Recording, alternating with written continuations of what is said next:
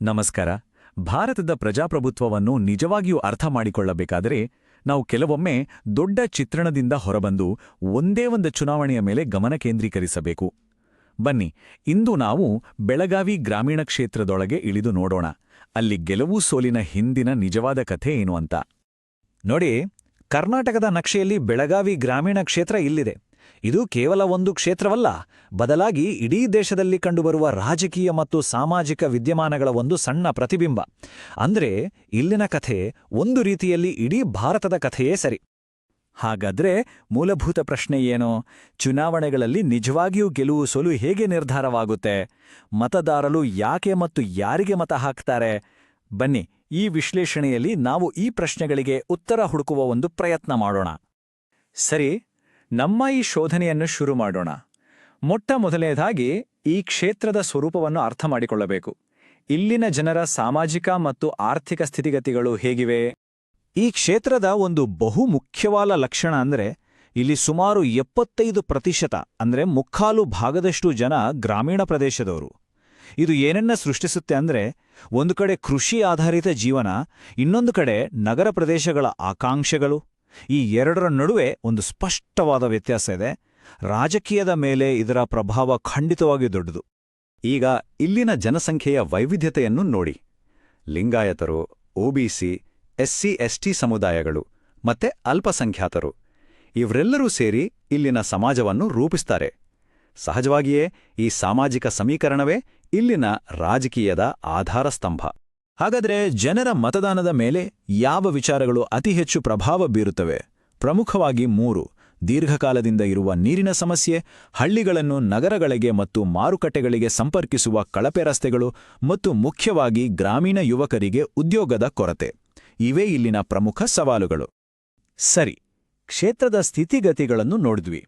ಈಗ ಮತಪೆಟ್ಟಿಗೆ ಒಳಗಿನ ಅಂಕಿ ಅಂಶಗಳು ಏನ್ ಹೇಳ್ತವೆ ಅಂತ ನೋಡೋಣ. ಈ ಡೇಟಾದಲ್ಲಿ ನಮಗೆ ಯಾವ ಸುಳಿವುಗಳು ಸಿಗ್ತವೆ? ಈ ಟೇಬಲ್ ನೋಡಿ. ಇದು ಕಳೆದ 2 ಚುನಾವಣೆಗಳ ಫಲಿತಾಂಶ. 2018 ಮತ್ತು 2023 ಎರಡೂ ಬಾರಿಯೂ ಕಾಂಗ್ರೆಸ್ ಪಕ್ಷದ ಅಭ್ಯರ್ಥಿಯೇ ಗೆದ್ದಿದ್ದಾರೆ. ಅದು ದೊಡ್ಡ ಅಂತರದಿಂದ. ಅಂದ್ರೆ ಅವರ ಹಿಡಿತ ಈ ಕ್ಷೇತ್ರದ ಮೇಲೆ ಸ್ಥಿರವಾಗಿದೆ ಅನ್ನೋದು ಸ್ಪಷ್ಟ. 2023ರ ಫಲಿತಾಂಶವನ್ನ ಈ ಬಾರ್ ಚಾರ್ಟ್ನಲ್ಲಿ ನೋಡಿದಾಗ ಒಂದು ಬಹಳ ಆಸಕ್ತಿಕರವಾದ ವಿಷಯ ನಮ್ಮ ಕಣ್ಣಿಗೆ ಬೀಳುತ್ತೆ. ಕಾಂಗ್ರೆಸ್ ಸುಮಾರು 52.6% ಮತಗಳನ್ನು ಪಡೆದಿದೆ, ಬಿಜೆಪಿ 25.2%. ಆದ್ರೆ ಇಲ್ಲಿ ಗಮನಿಸಬೇಕಾದ ಅಂಶ ಅಂದ್ರೆ ಒಬ್ಬ ಪಕ್ಷೇತರ ಅಭ್ಯರ್ಥಿ, ಅವರು ಬರೋಬ್ಬರಿ 20.3% ಮತಗಳನ್ನು ಪಡೆದಿದ್ದಾರೆ. ಇದು ಸಣ್ಣ ವಿಷಯ ಅಲ್ಲ. ಆ ಸಂಖ್ಯೆ ಎಷ್ಟು ಗೊತ್ತಾ? 41,500. ಇದು ಪಕ್ಷೇತರ ಅಭ್ಯರ್ಥಿ ಪಡೆದ ಮತಗಳು. ರಾಜಕೀಯ ವಿಶ್ಲೇಷಣೆ ಪ್ರಕಾರ ಈ ಮತಗಳು ಬಹುತೇಕವಾಗಿ ಪ್ರಮುಖ ವಿರೋಧ ಪಕ್ಷಕ್ಕೆ ಹೋಗ್ಬೇಕಾಗಿದ್ದುವು.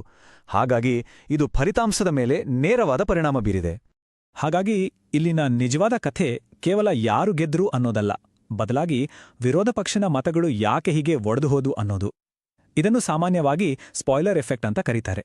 ಅಂದ್ರೆ 3ನೇ ಅಭ್ಯರ್ಥಿ ಪ್ರಬಲ ಅಭ್ಯರ್ಥಿಯ ಮತಗಳನ್ನ ಸೆಳೆದು ಚುನಾವಣೆಯ ಫಲಿತಾಂಶವನ್ನೇ ಬದಲಾಯಿಸೋದು. ಸರಿ, ಫಲಿತಾಂಶದಲ್ಲಿ ಏನಾಯ್ತು ಅಂತ ನೋಡಿದ್ವಿ. ಈಗ ಯಾಕೆ ಹೀಗಾಯ್ತು ಅಂತ ತಿಳಿಯಲು ನಾವು ಜನರ ಸಮಸ್ಯೆಗಳನ್ನ, ಅವರ ಕುಂದುಕೊರತೆಗಳನ್ನ ಆಳವಾಗಿ ನೋಡಬೇಕು.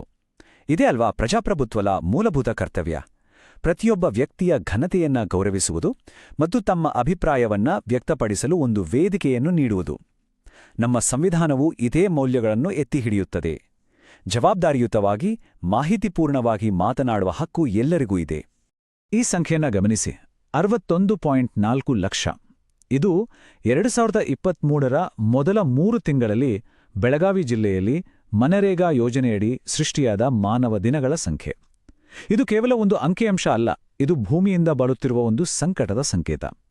ಕೃಷಿ ಕ್ಷೇತ್ರದ ಬಿಕ್ಕಟ್ಟು ಮತ್ತು ಗ್ರಾಮೀಣ ಉದ್ಯೋಗದ ತೀವ್ರ ಅಗತ್ಯವನ್ನ ಇದು ಸ್ಪಷ್ಟವಾಗಿ ತೋರಿಸುತ್ತೆ. ಜನರ ಅಸಮಾಧಾನಕ್ಕೆ ಮುಖ್ಯವಾಗಿ 3 ಮೂಲ ಕಾರಣಗಳಿವೆ. ಒಂದು, ವೆಲ್ಫೇರ್ ಫಟೀಗ್ ಅಂದ್ರೆ ಕಲ್ಯಾಣ ಯೋಜನೆಗಳು ಬರ್ತಿದವೆ, ಆದರೆ ಅವುಗಳಿಂದ ನಮ್ಮ ಜೀವನದಲ್ಲಿ ಸ್ಪಷ್ಟವಾದ ದೀರ್ಘಕಾಲೀನ ಪ್ರಗತಿ ಕಾಣುತ್ತಿಲ್ಲ ಅನ್ನೋ ಭಾವನೆ. 2, ಸ್ಥಗಿತಗೊಂಡಿರುವ ನೀರಿನ ಯೋಜನೆಗಳು ಮತ್ತು ಕಳಪೆ ಮೂಲಸೌಕರ್ಯ.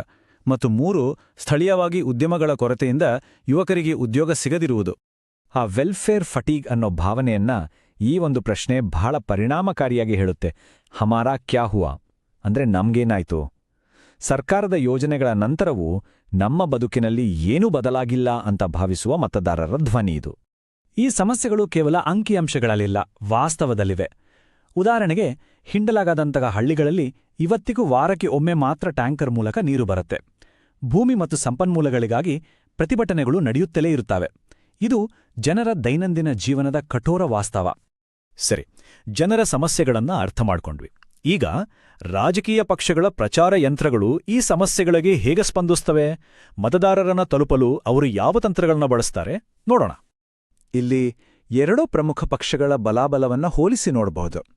ಒಂದು ಕಡೆ ಕಾಂಗ್ರೆಸ್ ಪಕ್ಷಕ್ಕೆ ಸ್ಥಳೀಯವಾಗಿ ಆಳವಾಗಿ ಬೇರೂರಿರುವ ಜನಪ್ರಿಯ ಹಾಲಿ ಶಾಸಕರ ಬಲವಿದೆ. ಇನ್ನೊಂದು ಕಡೆ ಬಿಜೆಪಿಗೆ ಬೂತ್ ಮಟ್ಟದವರೆಗೂ ವ್ಯಾಪಿಸಿರುವ ಸುಸಂಘಟಿತ ಕಾರ್ಯಕರ್ತರ ಜಾಲ, ಅಂದ್ರೆ ಅವರ ಶಕ್ತಿ ಕೇಂದ್ರಗಳು ಮತ್ತು ಸ್ಥಳೀಯ ಪ್ರಭಾವಿಗಳೊಂದಿಗೆ ಇರುವ ಮೈತ್ರಿಯ ಬಲವಿದೆ.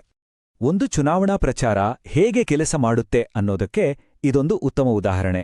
ನೋಡಿ, ಒಂದು ವ್ಯೂಹಾತ್ಮಕ ಗಮನ, ಅಂದ್ರೆ ದೀರ್ಘಾವಧಿಯ ಗುರಿಗಳು. ಇನ್ನೊಂದು ಕಾರ್ಯಾಚರಣೆಯ ಗಮನ, ಅಂದ್ರೆ ದೈನಂದಿನ ಚಟುವಟಿಕೆಗಳು.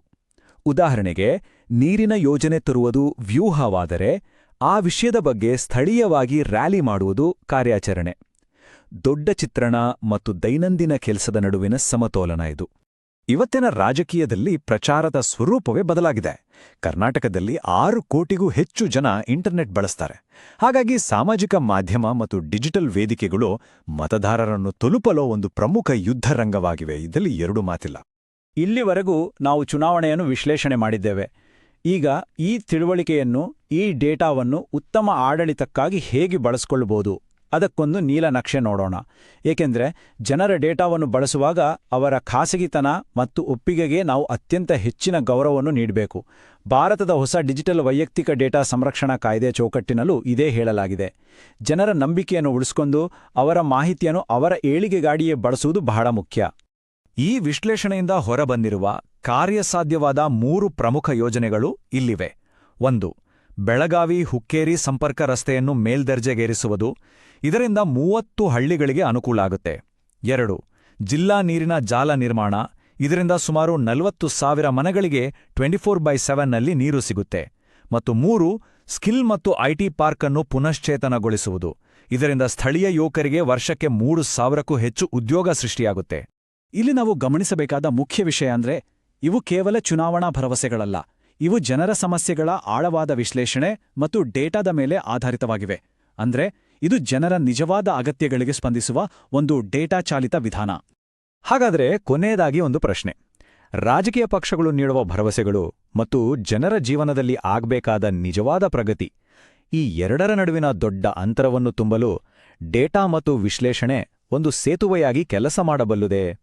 ಇದರ ಬಗ್ಗೆ ನಾವೆಲ್ಲರೂ ಯೋಚಿಸಬೇಕಿದೆ. ನೀವು ಜನಕೇಂದ್ರಿತ ನಾಯಕರಾಗಲು ಮತ್ತು ನಿಮ್ಮ ಕ್ಷೇತ್ರವನ್ನು ಅಭಿವೃದ್ಧಿಪಡಿಸಲು ಬಯಸಿದರೆ blueprintstrategies.ai ಅನ್ನು mgr@blueprintstrategies.ai ನಲ್ಲಿ ಸಂಪರ್ಕಿಸಿ ಅಥವಾ 080420411602ಗೆ ಕರೆ ಮಾಡಿ. ರಾಜಕೀಯವನ್ನು ಮೀರಿದ ಉದ್ದೇಶ